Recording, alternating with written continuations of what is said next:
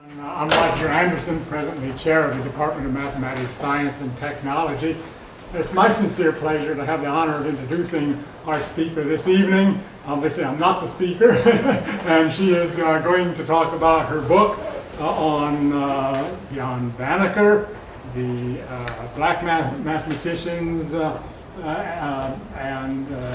paths to excellence, which in her case is such an example. We have an excellent person here who has achieved many things. And on the back of this book you will see there are some commentary about what this book presents. And it is a remarkable achievement, not only because of her contribution to it, but because it's a very scholarly book based on a lot of evidence of primary sources and its interpretation in a way that lets us see how eminence has evolved within the black community. I might want to say that many people tend to look at the shadows of failure, but Erica shows us the light of success. And I think that is the main hallmark of her contribution to her scholarship. She has a very distinctive line of scholarship which she has invented and reinvented in many ways to impress us and to inform us about what we can do to better appreciate how success is realized. Everyone needs to be able to realize their full potential, but most particularly for those who've been marginalized, now is the time when we should express and realize those people's success. Before I introduce her, I don't want to take more of her time. Let me read to you a comment from the Handbook of Urban Education. This was a commentary about Erica's contributions to the field, and it's a rather long colloquy, so I'm going to try to paraphrase it, and even then, it's going to be a little longer than it probably should be. It says, one of the most strong movements to inform the evolution of urban mathematics education research, policy, and practice is mainly to refocus the narrative from a deficit-oriented, failure-focused master narrative to a success-focused encounter narrative. Despite the promise of such watershed movements or critical junctures on the formulation of urban mathematics education, there have been infrequent empirical and/or policy-oriented research that fits squarely within the category. Dr. Walker's work is a refreshing and welcome exception. And I think that says it very well what she has done. It's my pleasure to introduce her as one of our eminent scholars who we are so happy to have in our department. Erica.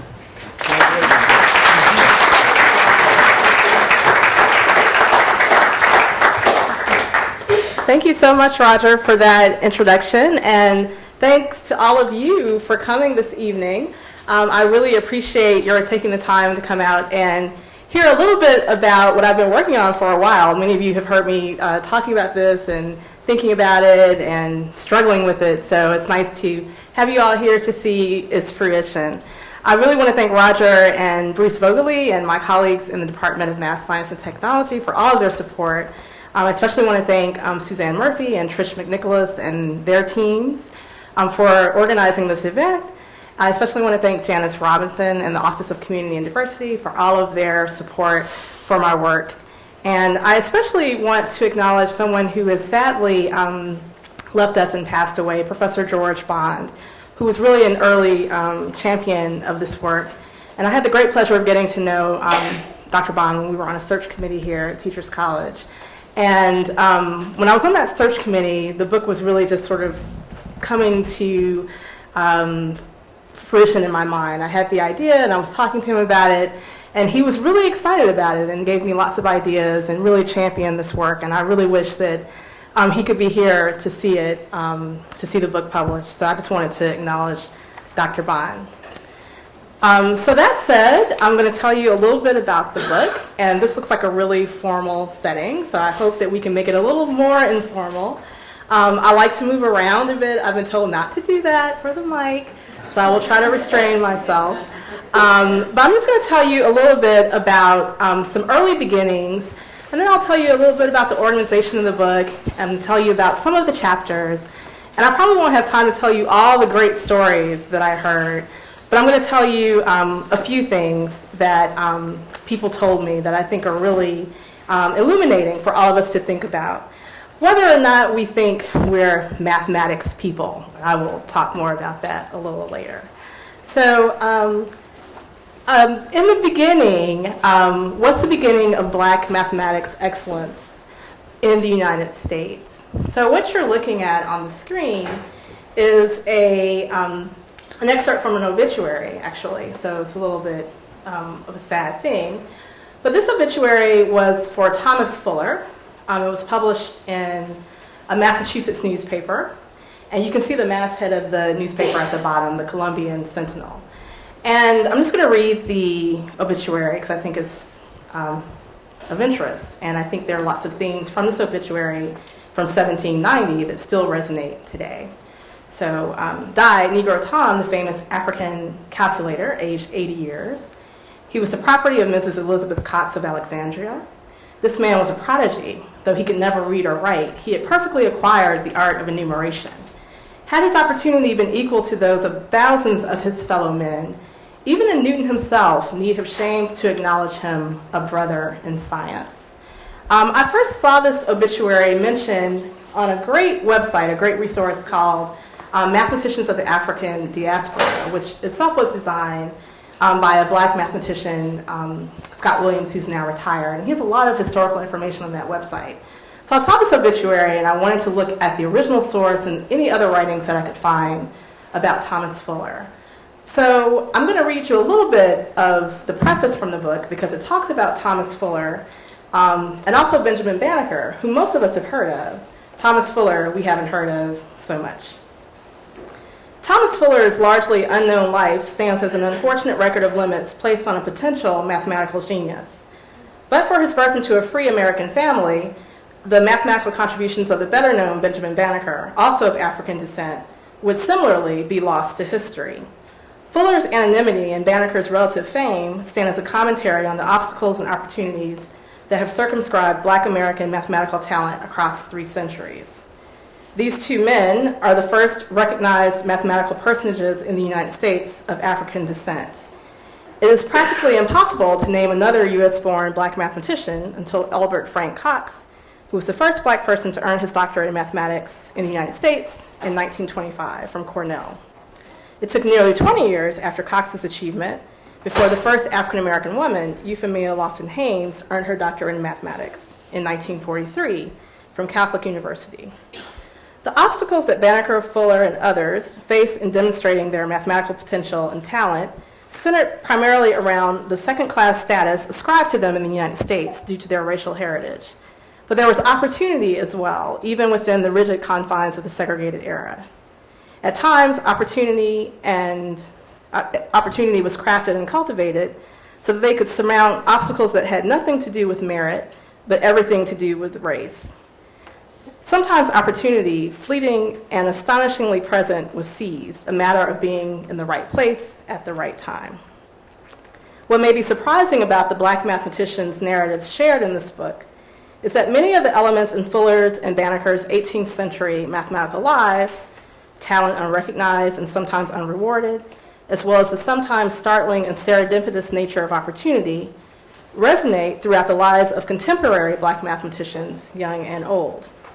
History, the lived experiences of Black Americans in the United States as slaves, free persons, as second class, and finally equal citizens under the law, plays an indelible role in shaping the experiences of Black mathematicians.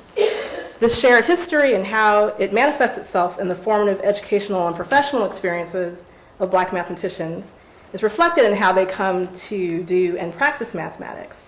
This is not to say that the mathematics in which Black mathematicians engage is a special kind of mathematics unique to their ethnic heritage, but rather that for many, how they conceptualize their professional identities and communities is in large part based on their experiences of being both Black and mathematically talented.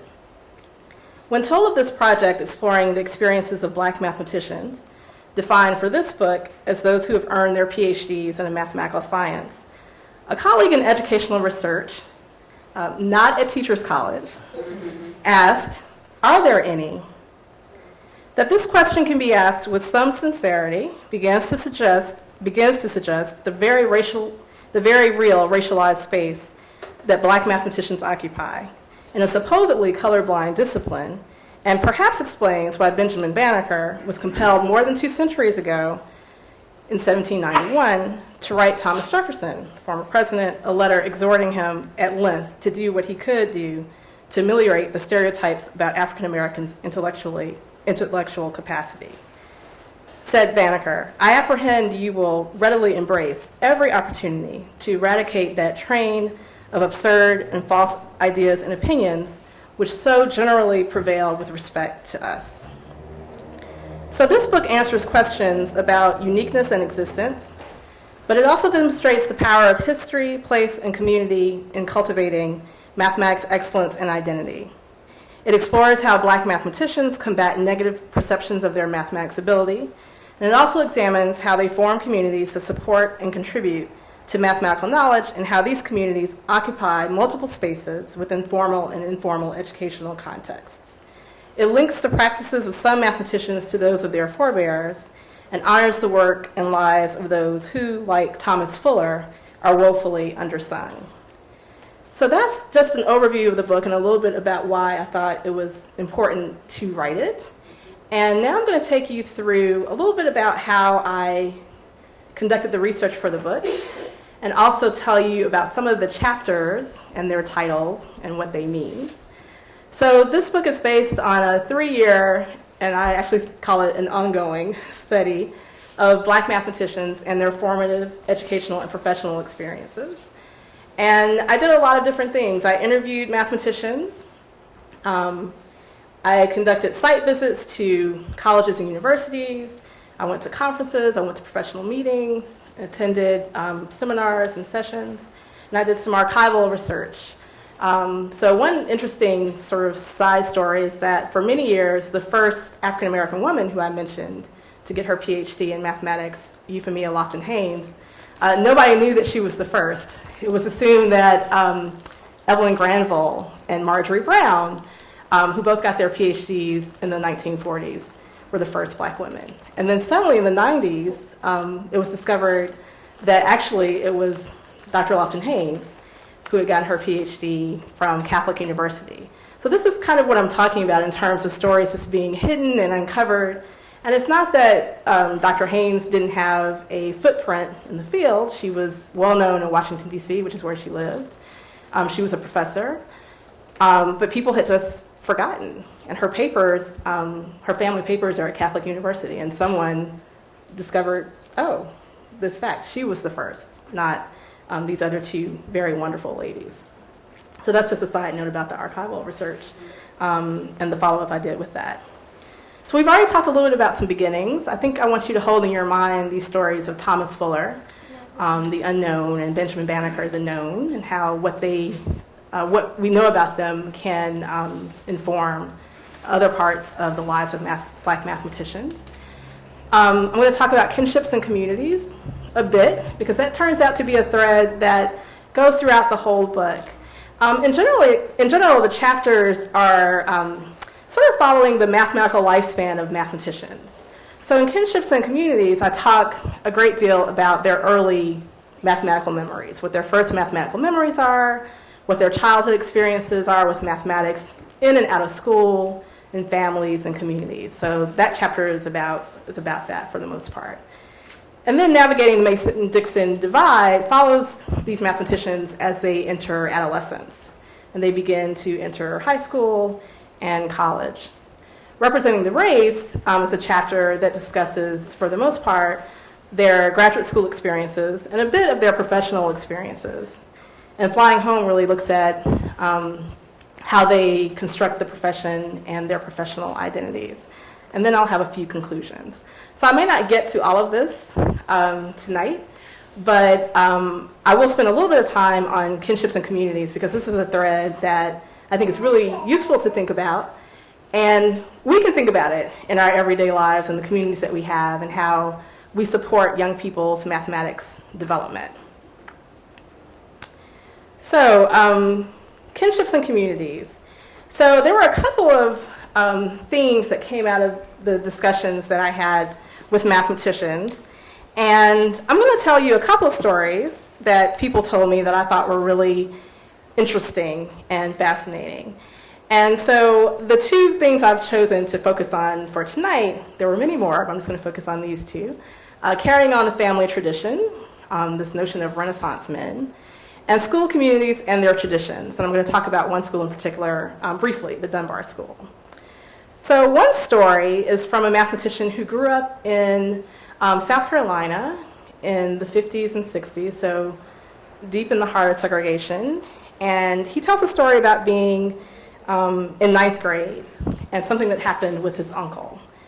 So when I was in ninth grade, my uncle worked for a construction company, and he saw the foreman using a slide rule, and he just got curious about it. So the foreman said, well, next time I place an order for equipment, I will order you one if you like.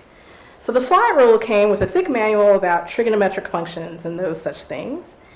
And my uncle was a carpenter. He had been trained to do carpentry on the GI Bill. And the family, people thought that I was some sort of bookworm because I was always reading books. So my uncle gave this manual to me. And I wanted to get to the basics of the thing. I wanted to understand it, so I read it.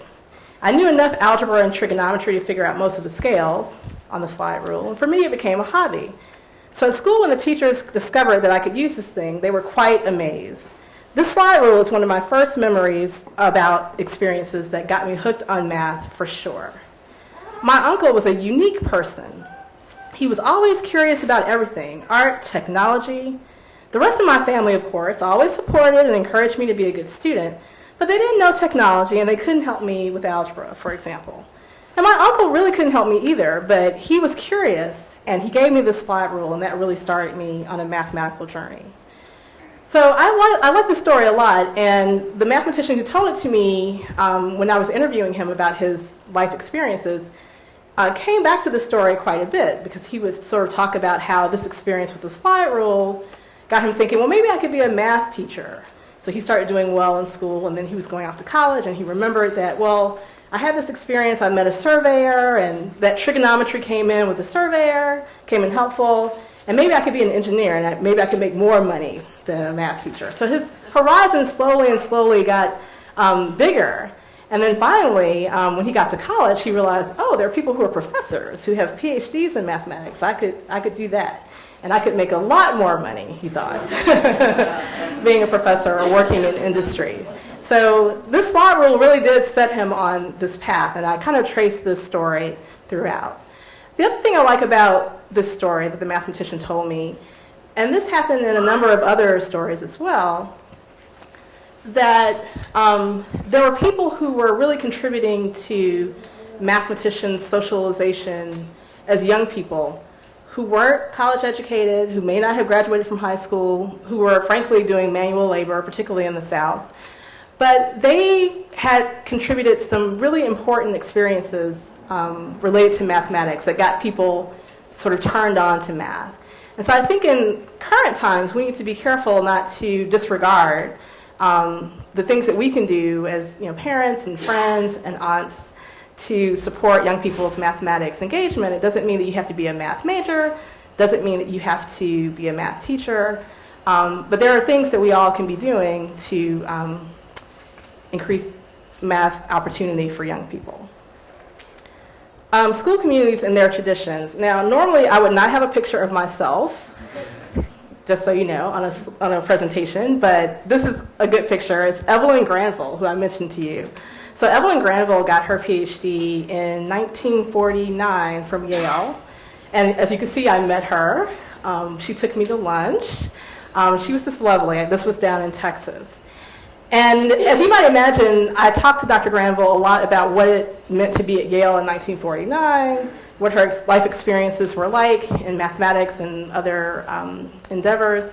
And she had a lot of great stories. But the one story I'm going to tell you a little bit about is her, and it's very brief, her memory of the Dunbar School. So the Dunbar School actually has a very rich history and tradition. It's a high school in Washington, D.C. that's been around for over 100 years. And it's not quite the same school as it was when Dr. Granville was a student there in the 30s. But she talked a lot about the traditions at Dunbar and how great Dunbar was for her education and for the education of the students who went there. At the time, all the schools in Washington, D.C. were segregated schools, including Dunbar. And it's been renowned for its history in educating blacks in Washington, D.C. for decades. So this is Dr. Granville and Dunbar. Dunbar gave us inspiration, quality education. And they just made us feel good about ourselves. So they gave us, I can't really think of a good word, but something or other. It was a tradition at Dunbar to encourage us to go to the Ivy League schools. And Miss Mary Cromwell, who was one of my math teachers, was the sister of Dr. Otelia Cromwell, who had graduated from Smith College in 1900, somewhere around there. Otelia Cromwell went to Smith and then later went to Yale and got her PhD in English. Now, this is a teacher at the Dunbar High School. And Miss Mary Cromwell, my math teacher, and Dr. Otelia's niece also went to Smith. They encouraged me to apply to Smith, but I also applied to Mount Holyoke. So I was admitted to both of those schools, but I chose Smith, I'm sure at the urging of the Cromwells. And later, Evelyn Granville went to Yale to get her PhD and was also supported in that by this family who had a rich presence at Dunbar. So these are some things about kinships and communities that I think, just a little start, just to whet your appetite. And there are lots of other things. I'm just going to kind of skip over some slides. So I might actually tell just one of these stories, because I think one of these is a really good one. I call this one the porch story. So one of the things I discovered when I was writing this book and interviewing mathematicians was that all of their math experiences weren't just happening in school. There were some really vivid and vibrant and great math experiences that were happening outside of school, in the neighborhood, in sort of small family moments that were really important to their learning of mathematical knowledge and just sort of becoming mathematical thinkers. So that was exciting for me to hear about. And one story that's kind of like that is this story by a mathematician, Parker. So the short version of the story is he asked me how many steps it would take to get to the end of the porch. Not very interesting. I'm going to tell you the rest of it. This is a story about Parker's grandfather. My grandfather lived right around the corner from this college, where I'm currently a professor. I remember he'd always have these mental challenges that he would give me all the time, and I actually use one of them when I'm teaching. Now, we were on the front porch. I guess I was about 6 or 7. And he asked me if I walk halfway to the end of the porch and then halfway again and then halfway again and so on, how many steps will it take me to get to the end of the porch? And I think as a kid I may have guessed 5 or something, I don't know. So then my grandfather actually proceeded to do it. He walked halfway and then halfway and then halfway again. Now the idea is that he was converging. He didn't use the term convergence, of course. But he never actually reached the end of the porch. But he got closer and closer and closer. And of course he didn't stay within epsilon. But anyway, I have fun when I'm teaching about convergence to really tap into it at this early level. One reason is because I have fun telling the story, but also to give my students an idea when I'm teaching of the sorts of things that they can do with their students. Because some of them may go on to become teachers or just with their grandchildren one day, whatever the case may be. These are the sorts of things that can really bring high-level things in very early and just challenge the mind and make you think. So another great story, and I will tell you that I had the privilege of seeing the acting out of the porch from this mathematician, which was great. And I like the story in part because it reminds us that little kids can really appreciate some sophisticated mathematical ideas. There's nothing wrong with emphasizing counting and adding and subtracting. But the fact that Parker remembers this story from when he was a little kid, is using it as a professor of mathematics, and is sort of spreading the story out to more generations of students. I just think it's very, very beautiful. It's a way of how mathematics can be accessible to lots of different people. So one of the other chapters I will talk briefly about is entitled Navigating the Mason-Dixon Divide. And this is a chapter that really deals with borders. When I was talking to mathematicians about their experiences in school, whether they were 90 or 30, they would talk about borders they had to traverse. Sometimes they were psychological borders, sometimes they were physical borders, sometimes they were mathematical borders. And so this notion of the Mason-Dixon divide which came up in quite a few interviews because a number of mathematicians were from the South and went to graduate school in the North. Other people lived in border states, like Maryland, as someone said, now that's not the North. That's what they said to me. And then another mathematician grew up in Illinois and said, well, now that's not north of the Mason-Dixon line. So this idea of the Mason-Dixon divide kept coming up, and so I use it as a metaphor, exciting stuff, for some other types of borders. So I'm just going to read you just a little bit, just to give you a sense of what I'm talking about here. In this chapter, I use the notion of the Mason-Dixon line, a now hypothetical but at one time very literal divide between North and South, as a metaphor for the border states in which black mathematicians have frequently found themselves. These borders, physical, sociological, and psychological, have a significant impact on the mathematical lives of black mathematicians. So I begin with discussing the literal geographical divide between South and North, largely by exploring the importance of the South as an incubator for mathematics talent among black Americans. The South has a particular connotation in American notions of liberty and opportunity as the site of rigid and violent racial repression, but it's also the site of strong black educational and cultural institutions. So again, we have this kind of juxtaposition. I then explore this divide figuratively by discussing black mathematicians' navigation between black and white institutions, focusing on those who desegregated or were among the first to desegregate formerly all-white secondary schools and colleges and universities. I had a number of mathematicians who were in this category. And then finally, I described the internal psychological boundaries that black mathematicians are compelled to navigate beginning early in adolescence. And in this discussion, I talk about black mathematicians' racial identities, their mathematics identities, and how those are related. So that's what that chapter is about. And I have a number of great stories, which I won't read. I'm going to be judicious and pick a couple. Let's see. Planet Earth. This is a mathematician who grew up in Maryland, the one who told me that Maryland now is not North. It's a border state. So this mathematician went to all-black segregated elementary schools. And then when it was time for middle school, the Brown versus Board of Education decision had happened in 1954. And so by the time he was going to high school, he was desegregating the high school. So he went to Southern High in Baltimore, Maryland, I think.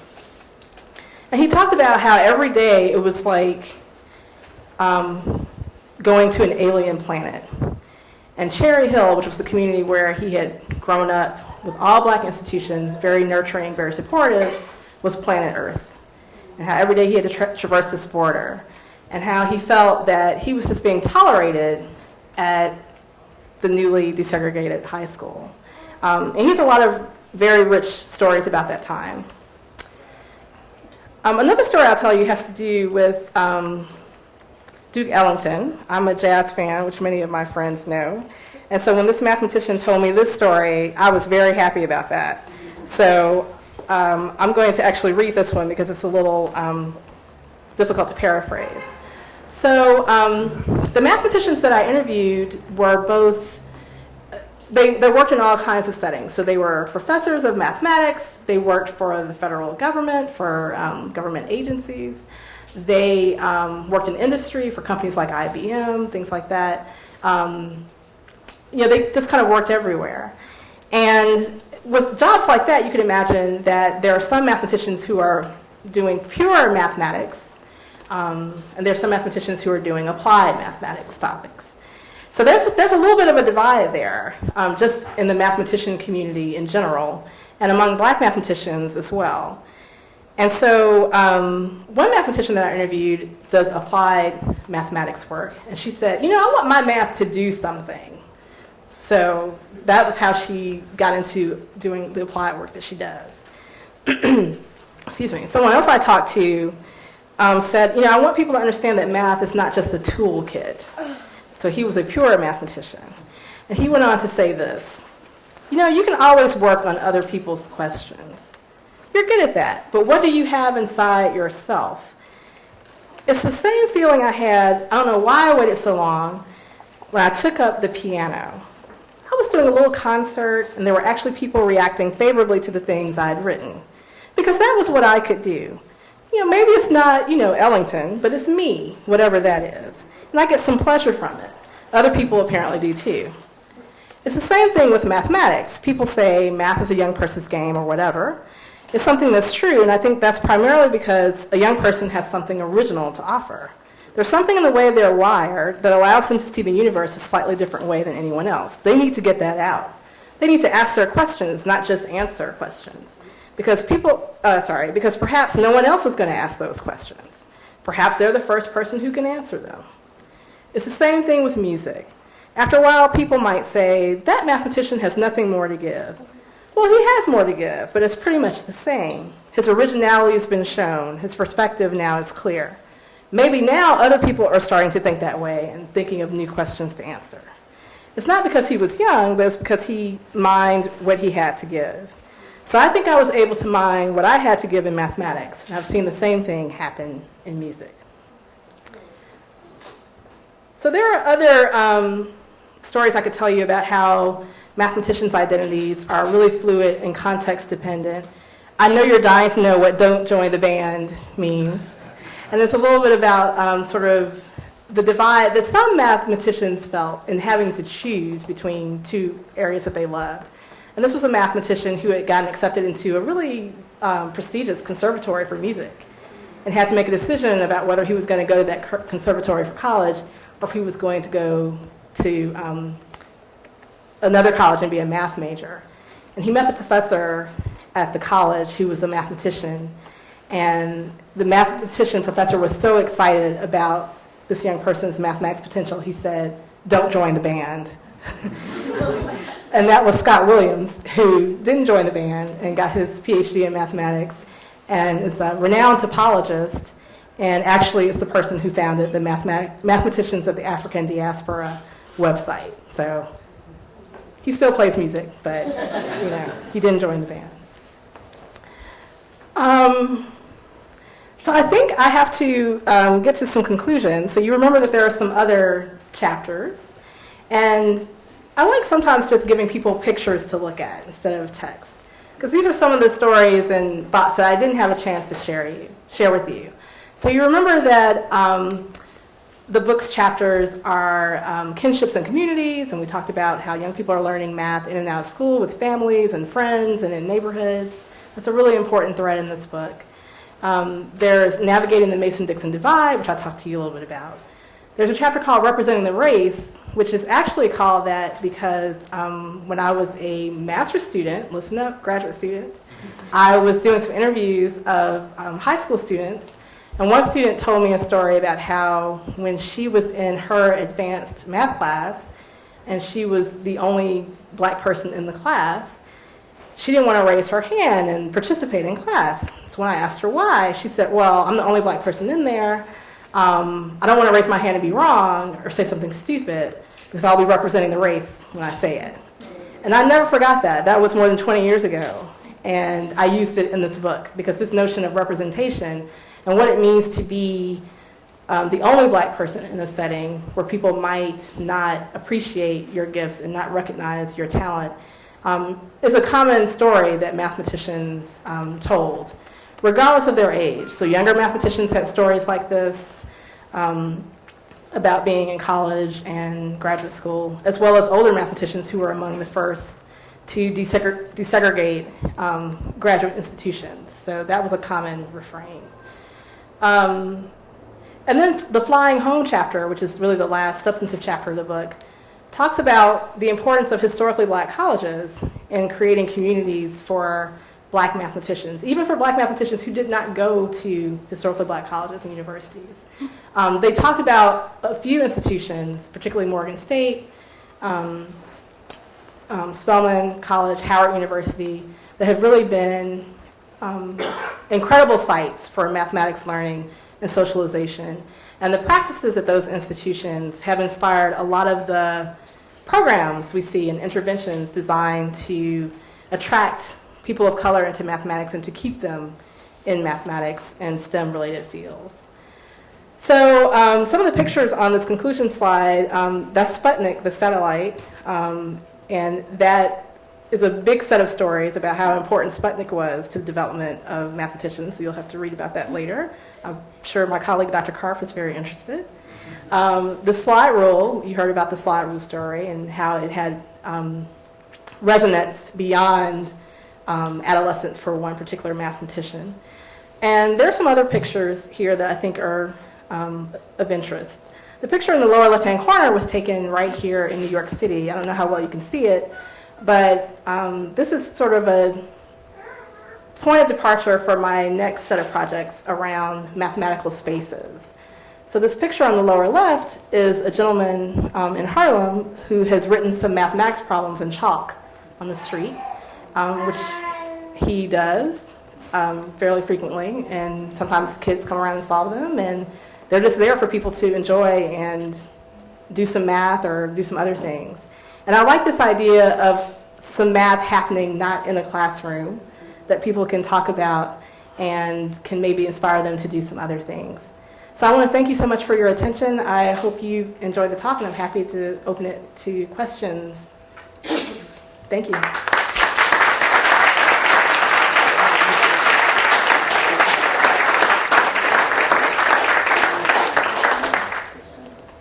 Yes, Dr. Waite.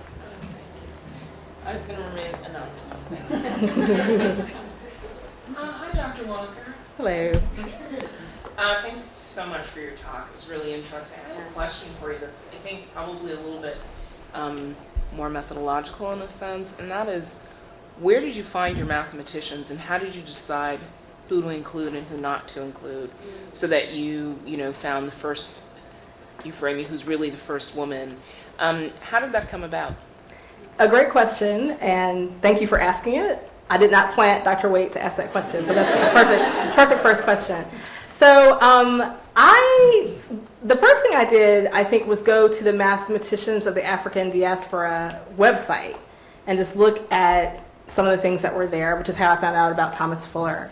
And then I thought, well, I want to talk to some people. And originally, this project was going to be a really small project, building on some work I had done with high school students around their academic communities. And I was really interested in learning about mathematicians' peer groups. And I thought, I'll just write a little article about that, and then I'll be done. And it just sort of snowballed. So one big thing that happened was one of my colleagues here at Teachers College, Henry Pollack, was really helpful. Because the first person I wanted to talk to was David Blackwell, who's kind of known as the Dean of Black Mathematicians. Unfortunately, Dr. Blackwell died in 2010. But he's a really well-known mathematician and statistician. And I knew that Henry, being a mathematician himself and having a really great career at Bell Laboratories, would probably know him. So I said, Henry, I'm thinking about doing a study, and I want to interview David Blackwell for it. Do you know him? Do you have contact information for him? And Henry said, oh, I sure do. Here it is. Tell him I said, it's fine for you to get in touch. I was like, great, thanks. He goes, now what are you doing? And so I thought, I'm thinking about interviewing Black mathematicians about this academic communities idea. He said, well, there's so-and-so who was with me at Bell Labs, and he just started doing a rundown of names. And he said in this month's Princeton, I never will forget this month's Princeton Alumni Magazine, there's a guy, Bill Massey, who worked with me at Bell Labs. And me being connected to Bill Massey was really important because he is one of the founders of CARMS, the Conference for African American Researchers in the Mathematical Sciences. So Bill Massey came, gave a talk at TC, heard about my work, invited me to come to his conference, and it just kind of snowballed from there. So there were some people that I just called cold and said, I'm doing this study, would you be willing to be interviewed? And they said yes. And there were some people I met at conferences like that, and a few people got in touch with me. I still have a list of people that I need to interview for the next project, I guess, because people are still very interested in it. So I interviewed about 35 mathematicians in total, and the oldest person was 90, and the youngest person was 29, I think.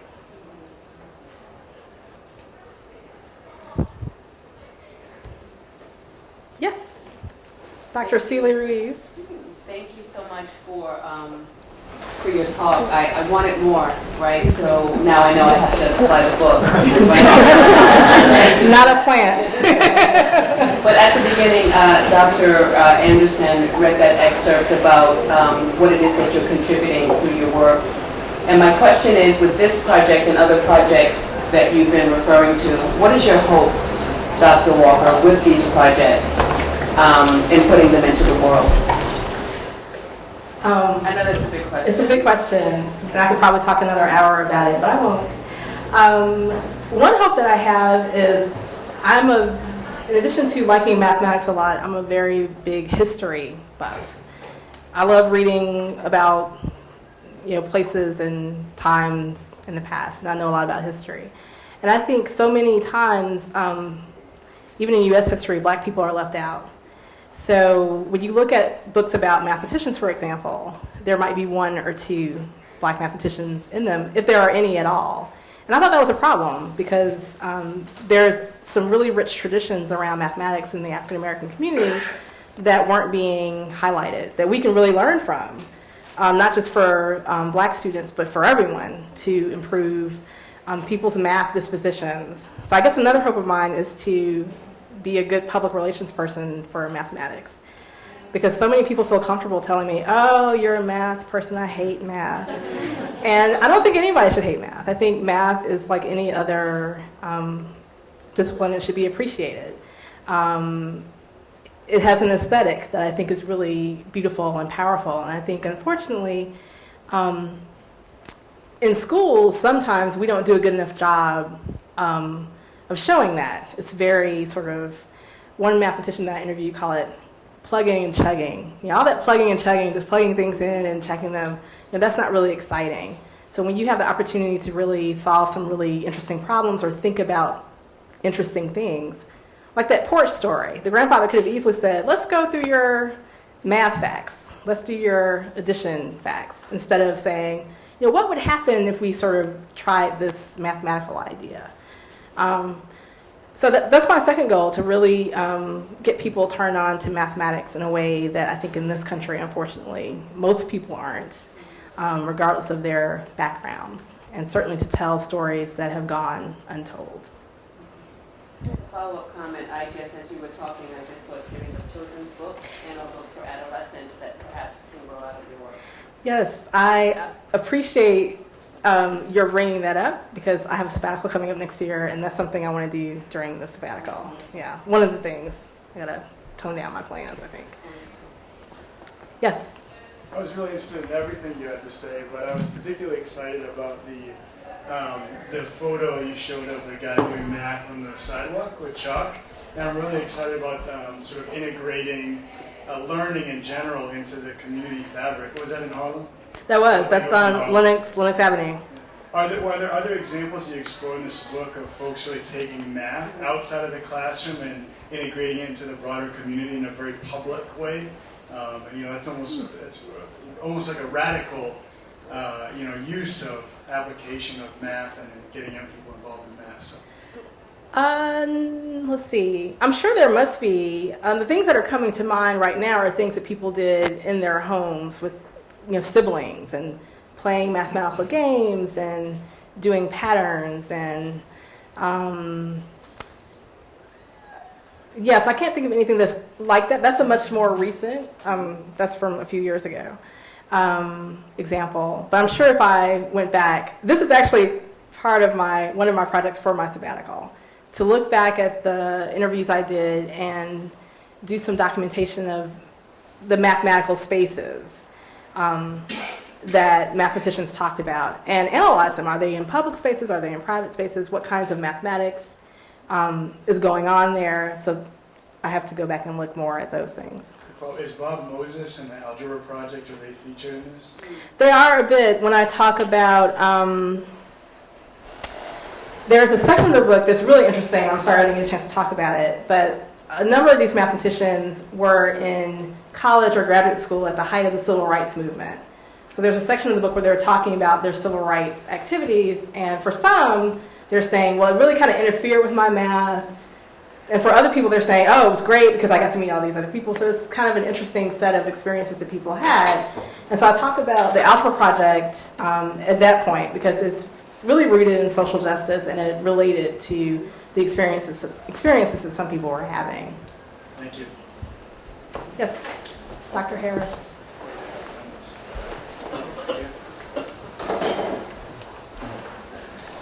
Yes, could you talk a little bit more about the prodigies? One of my favorites, and maybe you can say a little bit about it because I just love hearing about this one person, Ernest Wilkins, Yes. who was at the University of Chicago as a teen and got a PhD in his early 20s or his teens.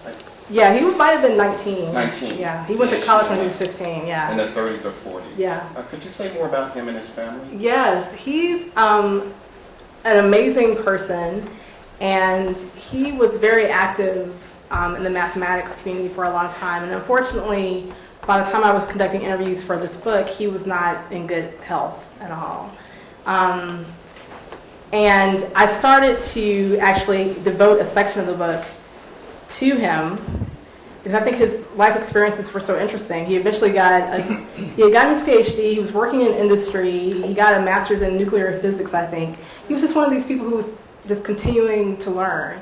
Then he became a professor. He was at Clark Atlanta University for a while and just seemed like a really amazing person. And I think it became clear to me that I could write a book about J. Ernest Wilkins or I would have to write this book. So I think it's definitely worthy of a book, but a very interesting family and just a math talent that was identified early and just went through the stratosphere in terms of his contributions to mathematics and physics. So really interesting person. Thank you for bringing him up. Yes. Hi. Could you talk a little more about the issue of representing the race? In particular, as you interviewed the different mathematicians, did you find that they had similar experiences in their mathematics spaces, whether it was public, private, or working within a school or out of the school or at the university level? Did you find any common threads or common experiences? Yes. So one thing that I was expecting when I was doing the research for this book and when I was writing it, I had sort of partitioned the mathematicians into generations. So I was talking about the older mathematicians who got their PhDs, I think before the 60s, I think, as being first generation, because they really were people who were coming of age at the heart of the civil rights movement and were really subject to legalized discrimination. And then there was a second generation of people who got their PhDs between the 60s and 80s, I think, and then like this third generation. And I was expecting there to be some real differences across those groups, and there actually weren't. So they reported similar experiences. So there were experiences that people had where there was really explicit racial, racist things that happened to them. And some people didn't have anything like that. So not every black mathematician I interviewed had been subject to these racist practices at their institutions, but some had, and some of them were quite young. So that was interesting to hear about something that happened to someone who had gotten his PhD in the 40s or 50s, and then hearing a similar story for someone who had gotten their PhD in the 90s. So that was one thing.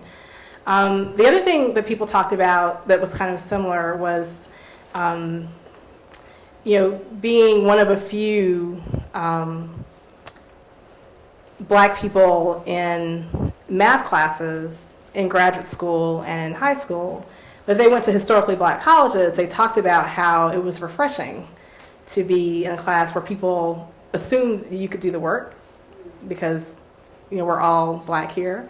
And they talked about the nurturing and the mentorship that goes on at historically black colleges that continues. So people talked about having relationships with their professors through graduate school and beyond, and how those professors help them navigate graduate school and the profession. So that's another example. There were several things like that that came out. Thank you. Thank you.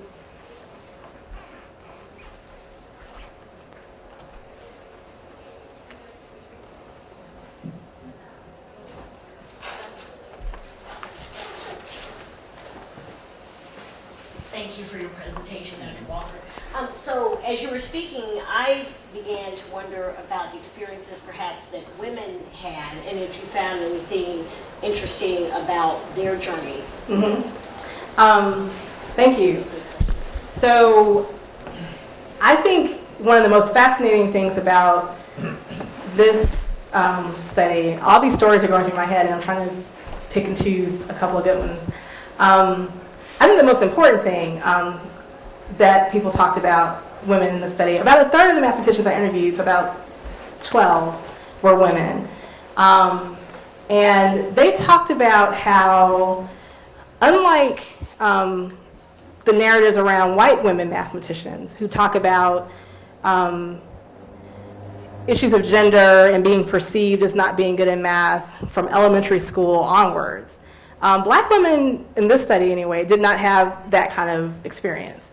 So they were generally felt very supported by families, like it wasn't a big thing that they were good in math. Where they hit an obstacle for pretty much everyone, I think that's true except maybe one person, the obstacle they hit was when they got to graduate school. Suddenly it was, oh, you're a woman, you're not supposed to be good in math. And they had never heard that before. So they just don't have that experience that other women of different backgrounds have. And I think it's something useful for us to think about in terms of interventions and ways that we construct gender discussions in mathematics.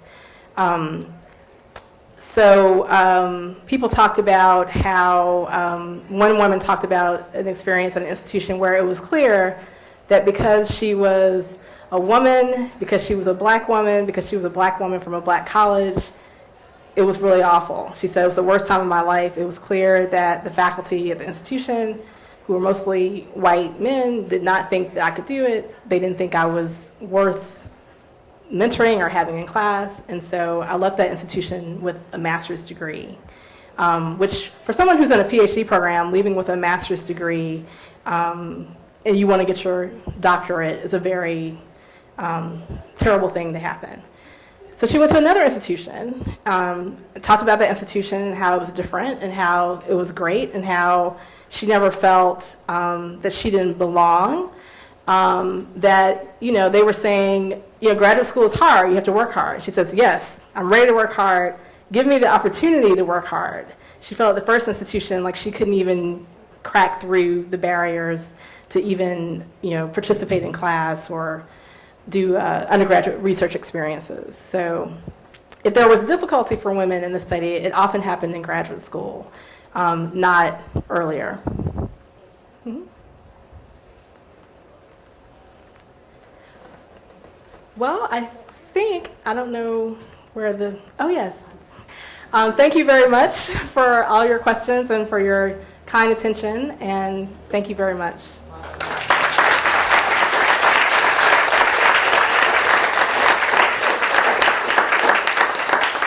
I'm Janice Robinson, Vice President for Diversity and Community Affairs, and I'm going to be very brief. We just want to let me just say that we're thankful for many things, and we're thankful for Dr. Walker.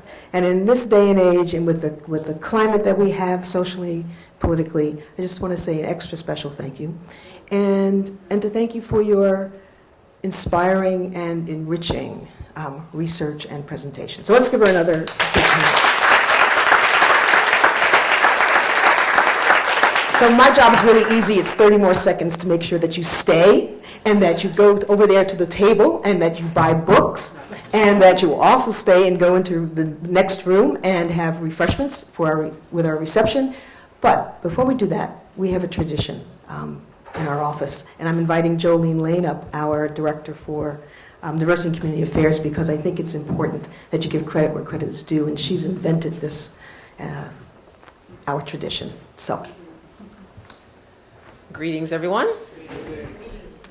So when I came to TC, I began this tradition, and it was to give a small gift to those individuals who participate in programs that our office either sponsors or co-sponsors.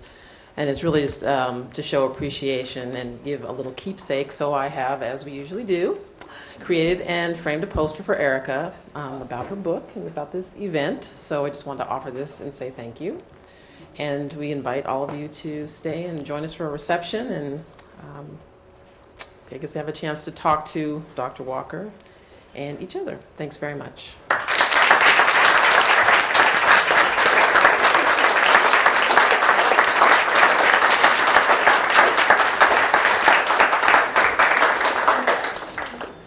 Thank you. All right.